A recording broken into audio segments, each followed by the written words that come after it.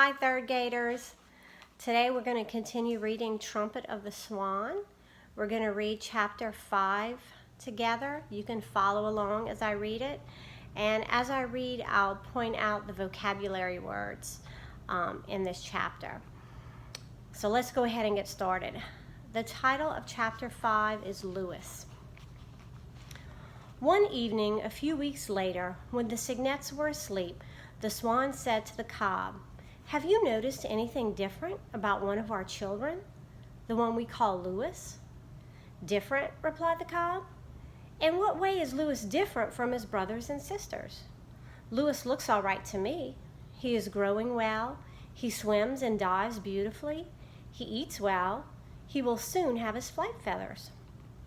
"Oh, he looks all right," said the swan, "and heaven knows he eats enough. He's healthy and bright and a great swimmer." "But have you ever heard Lewis make any sound as the others do? Have you ever heard him use his voice or say anything? Have you ever heard him utter a single beep or a single burble?" "Come to think of it, I never have," replied the cob, who was beginning to look worried. "Have you ever heard Lewis say good night to us, as the others do? Have you ever heard him say good morning, as the others do, in their charming little way, burbling and beeping?" "Now that you mention it, I never have," said the cob. "Goodness, what are you getting at? Do you wish me to believe that I have a son who is defective in any way?" That's a vocabulary word, defective.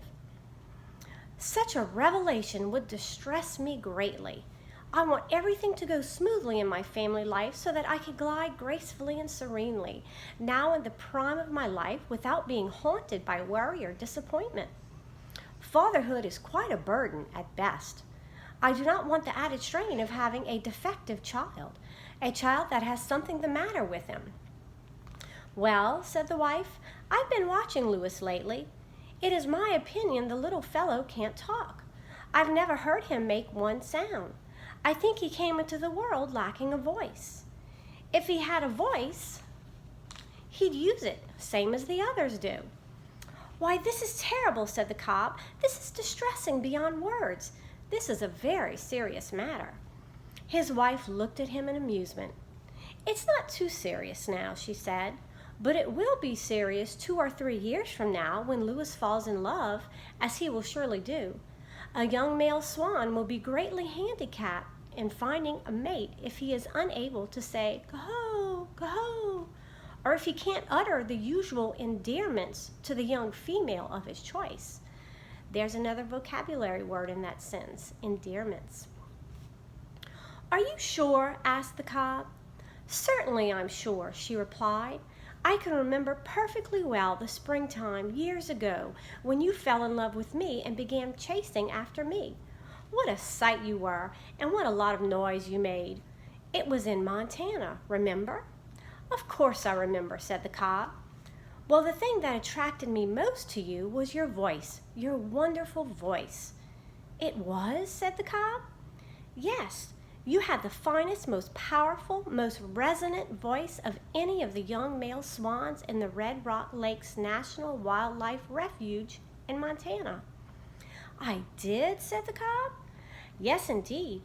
Every time I heard you say something in that deep voice of yours, I was ready to go anywhere with you." "You were?" said the cob. He was obviously delighted with his wife's praise. It tickled his vanity and made him feel great. He had always fancied himself as having a fine voice, and now to hear it from his wife's own lips was a real thrill. In the pleasure of the moment, he forgot all about Lewis and thought entirely of himself. And, of course, he did remember that enchanted springtime on the lake in Montana when he had fallen in love. He remembered how pretty the swan had been, how young and innocent she seemed, how attractive, how desirable. Now he realized fully that he would never have been able to woo her and win her if he had been unable to say anything. "We'll not worry about Lewis for the time being," said the swan. "He's still very young, but we must watch him next winter when we are in Montana for the season. We must stay together as a family until we see how Lewis makes out." She walked over to where her sleeping cygnets were settled down next to them. The night was chill. Carefully, she lifted one wing and covered the cygnets with it. They stirred in their sleep and drew close to her. The cob stood quietly thinking about what his wife had just told him. He was a brave, noble bird, and already he was beginning to work out a plan for his little son Louis. If it's really true that Louis has no voice, said the cob to himself, then I shall provide him with a device of some sort to enable him to make a lot of noise. There must be some way out of this difficulty. After all, my son is a trumpeter swan. He should have a voice like a trumpet. But first I will test him to make certain that what his mother says is true. The cob was unable to sleep that night. He stood on one leg quietly, but sleep never came. Next morning, after everyone had enjoyed a good breakfast, he led Louis apart from the others. Louis, he said, I wish to speak to you alone. Let's just you and I take a swim by ourselves to the other end of the pond where we can talk privately without being interrupted. Louis was surprised by this, but he nodded his head and followed his father, swimming strongly in his wake. He did not understand why his father wanted to speak to him alone without his brothers and sisters. Now, said the cob, when they reached the upper end of the pond, here we are, gracefully floating, supremely buoyant, at some distance from the others in perfect surroundings. A fine morning with the pond quiet except for the song of the blackbirds making the air sweet. I wish my father would get to the point, thought Louis.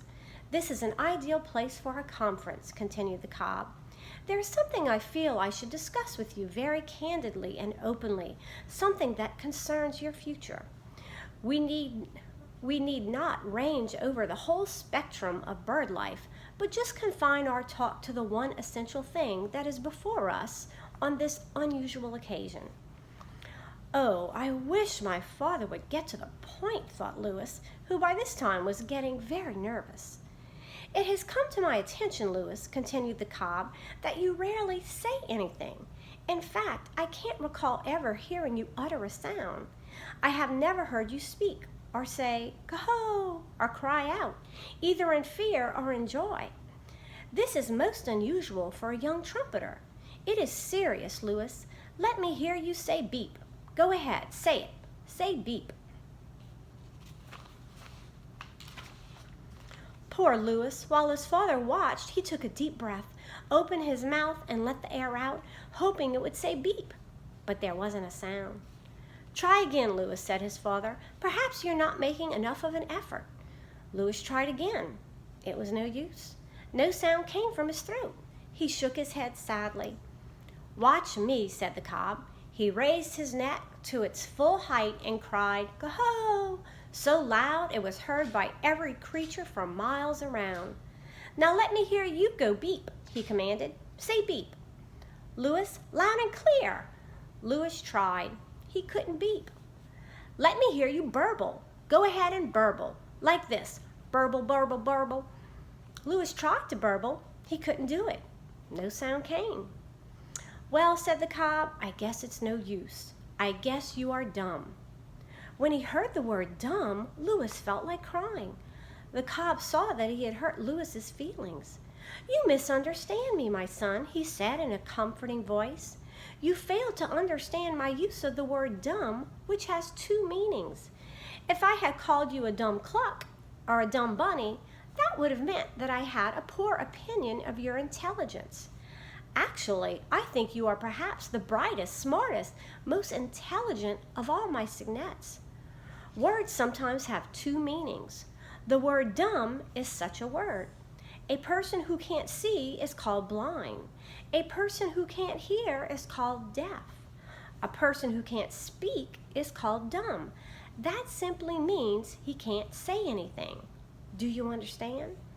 Louis nodded his head. He felt better, and he was grateful to his father for explaining that the word had two meanings. He still felt awfully unhappy, though.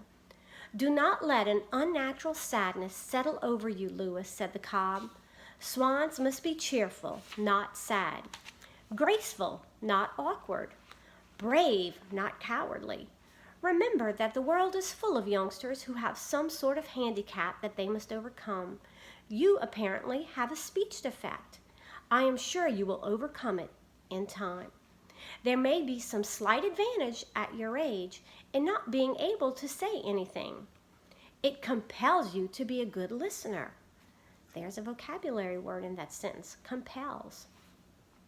The world is full of talkers, but it is rare to find anyone who listens.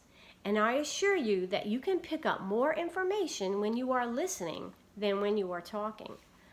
My father does quite a lot of talking himself, thought Lewis. Some people, continued the cob, go through life chattering and making a lot of noise with their mouth. They never really listen to anything. They are too busy expressing their opinions, which are often unsound or based on bad information. Therefore, my son, be of good cheer. Enjoy life. Learn to fly. Eat well. Drink well. Use your ears. Use your eyes. And I promise that someday I will make it possible for you to use your voice. There are mechanical devices that convert air into beautiful sounds. One such device is called a trumpet. I saw a trumpet once in my travels. I think you may need a trumpet in order to live a full life. I've never known a trumpeter swan to need a trumpet, but your case is different. I intend to get you what you need. I don't know how I will manage this, but in the fullness of time it shall be accomplished.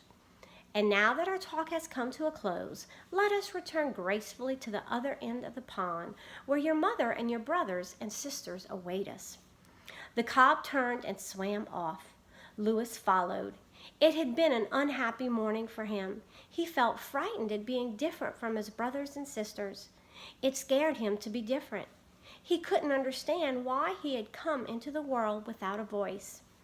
Everyone else seemed to have a voice. Why didn't he? Fate is cruel, he thought. Fate is cruel to me. Then he remembered that his father had promised to help, and he felt better.